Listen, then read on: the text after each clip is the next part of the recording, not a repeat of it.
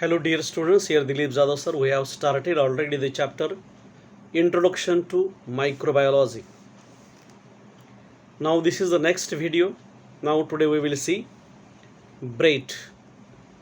पावाविषयी आपण माहिती पाहतोय. Bread is made from flour obtained from cereals.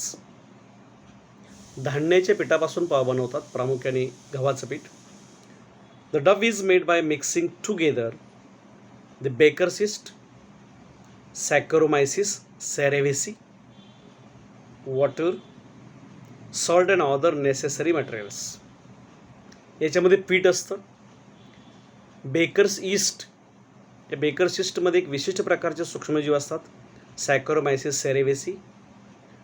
पाणी टाकलं जातं, मीठ आणि इतर पदार्थ. This helps in the fermentation and brings about the conversion of sugar into carbon dioxide and ethanol. हे ईस्ट जे त्याच्यामध्ये टाकतात सूक्ष्मजीव, त्याच्यामुळे किण्वन क्रिया होते, आंबण्याची क्रिया होते आणि त्याच्यामध्ये असलेले जे ग्लुकोज आहे त्याचं रूपांतर कार्बन डायऑक्साईड आणि चविष्ट अशा इथेनॉलमध्ये होतं. Due to released carbon dioxide the bread becomes spongy. जेव्हा पिठाच्या गोळ्याचं रूपांतर पावामध्ये होतं बेकरीमध्ये, भट्टीमध्ये टाकल्यावर, तेव्हा तो पाव जो फुगतो त्याच्यातून कार्बन डायऑक्साईड रिलीज होतो, निघून जातो आणि म्हणून तो स्पॉन्जी किंवा मौसर बनतो आणि त्याच्यामध्ये इथेनॉलची निर्मिती होते. Products produced with yeast became nutritive. ईस्टमुळे पोषद्रव्य वाढते. Vinegar, soy sauce and monosodium glutamate. Monosodium ग्लुटॅमेटलाच तुम्ही चायनीज पदार्थ खाताना अजिनोमोटो असं म्हणतात.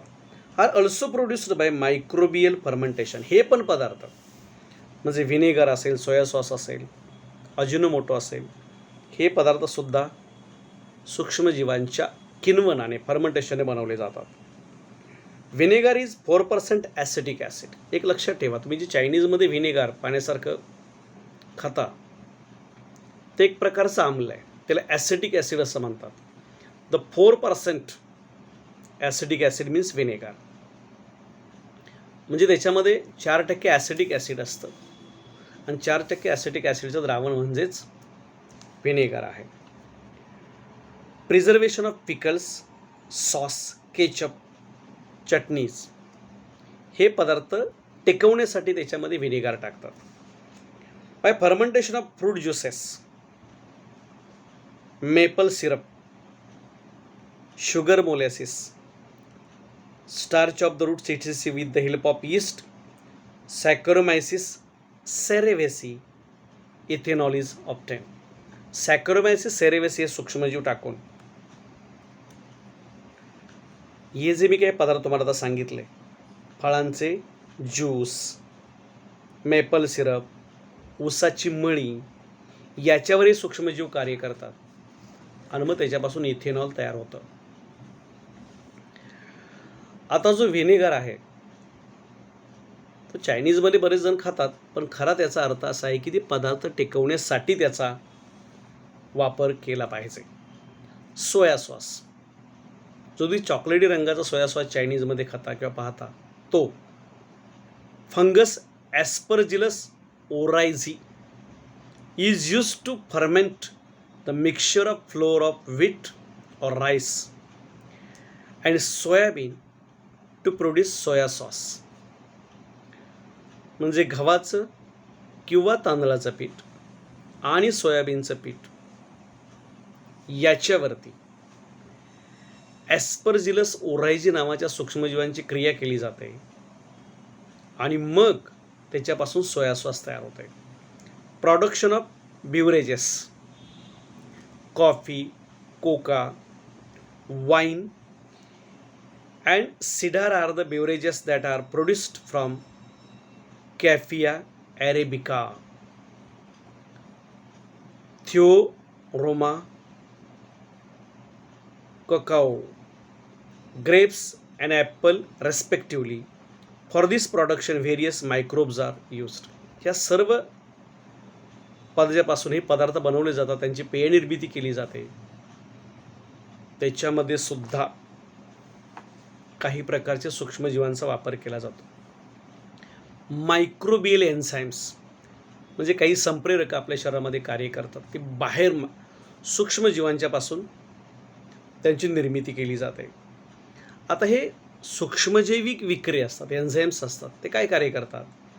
The enzymes obtained by the activity of microbes are used in the industrial processes. Industrial प्रोसेससाठी वापरतात. This microwave enzymes are better than the chemical catalyst. रासायनिक पदार्थांच्यापेक्षा, उत्प्रेरकापेक्षा सूक्ष्मजीवांच्या पासून बनलेली जी एन्झाईम्स आहेत ती फारच उपयोगी असतात. Microbial enzymes work at the low temperature, pH and pressure. मग तापमान अत्यंत कमी असेल, pH पाण्याचा 7 आहे, त्याच्यापेक्षा pH घटला असेल आणि दाब जास्त कमी असेल, अशा वेळेला सुद्धा ती काम करत असतात. Energy saved. Microbial enzymes features or benefits, याचे फायदे काय? Energy saved. There is no need of erosion proof instruments for the processes.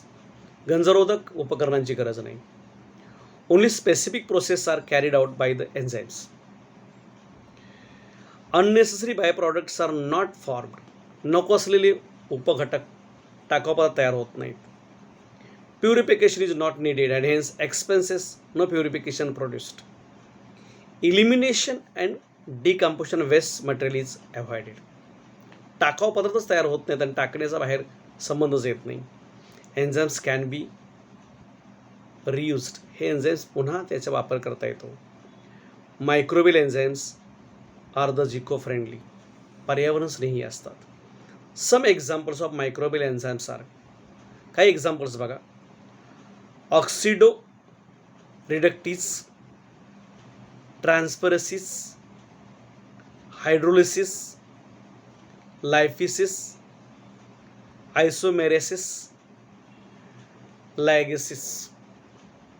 ही काही एन्झाईमची नावं होती. 1-2 एन्झाईमची नावं लक्षात ठेवण्याचा प्रयत्न करा आणि हा व्हिडिओ पुन्हा पहा. पुस्तकातली माहिती वाचा. धन्यवाद.